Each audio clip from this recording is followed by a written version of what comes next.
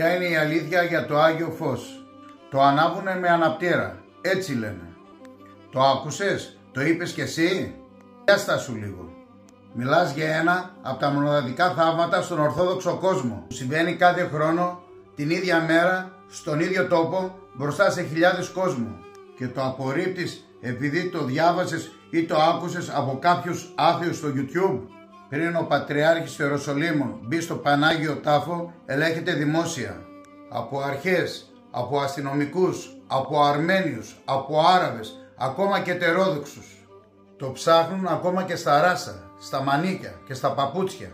Δεν κρατάει τίποτα, ούτε σπίρτα, ούτε αναπτήρα, ούτε κάτι άλλο που μπορεί να ανάψει και να πάρει το Άγιο Φως. Ούτε υπάρχει μέσα καντήλα αναμένη όπως λένε πάρα πολλοί.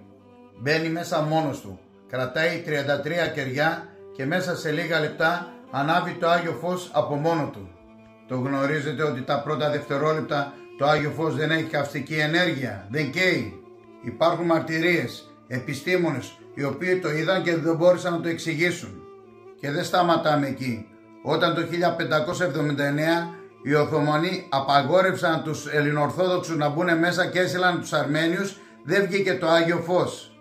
Και ξαφνικά αστραπή χτυπάει μία μαρμάρινη κολόνα έξω από το ναό.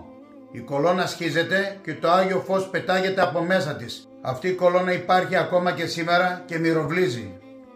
Εσύ μπορεί να λες ότι δεν το πιστεύω, αλλά πριν το απορρίψεις αναλογήσου απλά. Έχεις δει κάποιο παρόμοιο γεγονός να συμβαίνει κάπου αλλού στον κόσμο? Κάθε χρόνο με τόσους μάρτυρες? Ή μήπως το Άγιο Φως υπάρχει και είσαι από εκείνους που κρατάει τα μάτια του κλειστά?